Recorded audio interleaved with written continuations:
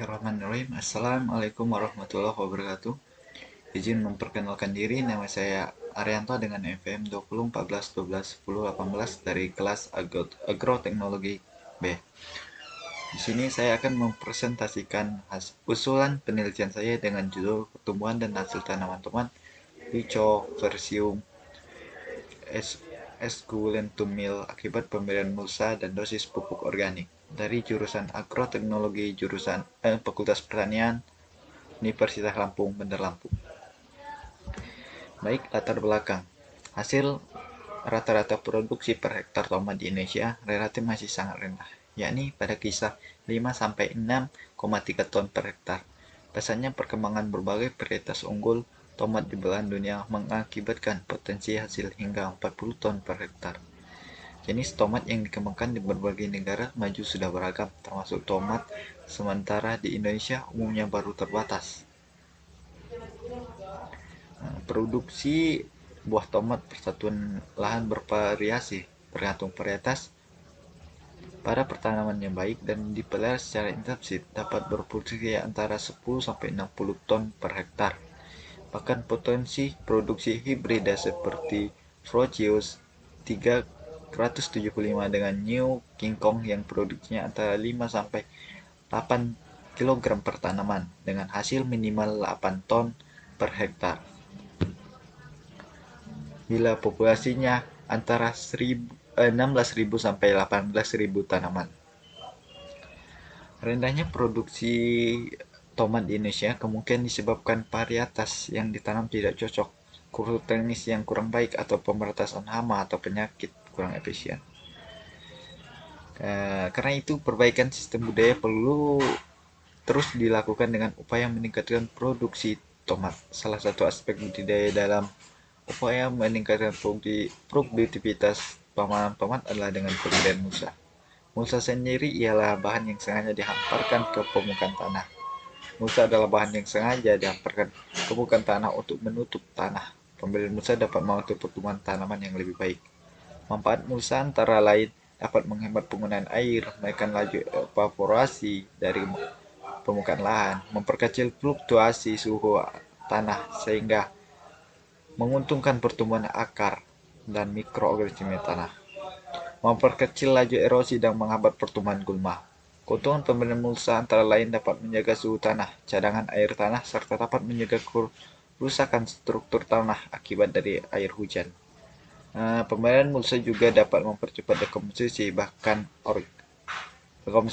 organik dan dapat menambah unsur hara dari bahan mulsa alami. Selain pemberian mulsa, dalam upaya meningkatkan produktivitas tanaman tomat, pemberian pupuk juga diperlukan untuk memperbaiki sifat fisik, kimia, dan biologi tanah. Pemberian pupuk dapat meningkatkan pertumbuhan dan produksi tanaman yang lebih baik. Pemupukan organik merupakan salah satu usaha untuk menambah hara makro dan mikro bagi tanaman sekaligus memperbaiki struktur tanah. Baik, selanjutnya rumusan masalah. Berdasarkan latar belakang di atas, maka rumusan masalah dalam penelitian ini adalah: apakah pemberian mulsa berpengaruh terhadap pertumbuhan dan produksi tanaman tomat Lycophysium esculentumil? 2. Apakah aplikasi dosis pupuk organik berpengaruh terhadap pertumbuhan dan produksi tanaman tomat Lycophysium esculentumil? 3. Berapakah dosis aplikasi pupuk organik terbaik dalam meningkatkan pertumbuhan dan hasil tanaman tomat Lycophysium esculentumil? Tujuan penelitian ini sebagai berikut. 1. Untuk mengetahui pengaruh mulsa terhadap pertumbuhan dan hasil tanaman tomat. 2. Untuk mengetahui pengaruh aplikasi dosis pupuk organik terhadap pertumbuhan dan hasil tanaman tomat. 3. Untuk mengetahui pengaruh mulsa dan dosis pupuk organik terhadap pertumbuhan dan hasil tanaman tomat serta nyata tidak interaksi kedua faktor tersebut. Baik, selanjutnya kerangka pemikiran. Yang pertama yaitu budidaya tanaman tomat Lycophysium esculentumil dikarenakan permintaan pasar tinggi dan produksi di Indonesia yang masih rendah.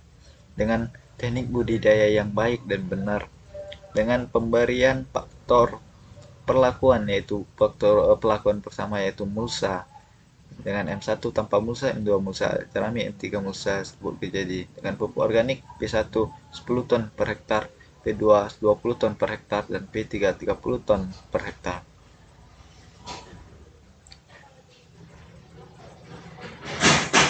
Baik, selanjutnya hipotesis yaitu satu, mulsa berpengaruh terhadap pertumbuhan dan hasil tanaman tomat. Dua, dosis pupuk organik berpengaruh terhadap pertumbuhan dan hasil tanaman tomat. Tiga, terdapat interaksi antara jenis mulsa dan dosis pupuk organik terhadap pertumbuhan dan hasil tanaman tomat. Waktu dan tempat dilaksanakan penelitian ini yaitu di laboratorium lapangan terpadu Fakultas Pertanian Universitas Lampung. Penelitian ini dilaksanakan mulai 15 Juli 2022 sampai 1 Oktober 2002 dengan alat dan bahan yaitu alat pada penelitian ini yaitu cangkul, garu, parang, pisau, ajir, tali rafia, papan nama, cat, gembor, ember, skop, ajakan pasir, meteran, dan alat-alat tulis. Sedangkan bahan yang digunakan pada penelitian ini adalah dari benih, mulsa, pupuk kandang, kapur, polybed, dan pestisida. Metode dari penelitian ini yaitu menggunakan rancangan percobaan kelompok dengan pola faktorial 3x3 dengan 3 ulangan, maka terdapat 9 kombinasi pelakuan sehingga terdapat 27 unit satuan percobaan. Faktor yang diteliti meliputi mulsa dan dosis pupuk kandang. Faktor mulsa yang terdiri dari tanpa mulsa, mulsa jerami, mulsa serbuk gergaji. Faktor dosis pupuk organik terdiri dari 3 tahap yaitu 10 ton per hektar atau 22,25 gram per bendengan. Pelakuan kedua yaitu 20 ton per hektar atau 4,50 gram per bendengan. Pelakuan ketiga yaitu 30 ton per hektar atau 6,75 gram per bendengan. Tata letak percobaan penelitian 1 dengan ulangan 1 yaitu M0V3, M2V1, M0V1, M0V2, M2V2, M1V1, M2V3, M1V2, M1V3. Dengan ulangan 2 M2V1, M1V1, M1V3, M0V2, M1V2, M0V1, M2V2, M0V3, M2V3. Dengan ulangan 3 M2V1, M0V2, M1V2, M0V1, M1V3, M1V1, M2V2, M0V2, P3, M2 dan P3. Baik, dengan pelaksanaan yaitu pertama pengolahan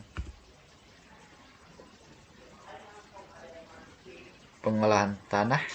Pengolahan tanah dilakukan dengan mencangkul sedalam 20 cm. Setelah dicangkul, kemudian diratakan dan dibuat dengan bendengan dengan ukuran lebar 1,5 meter dan panjang 1,5 meter.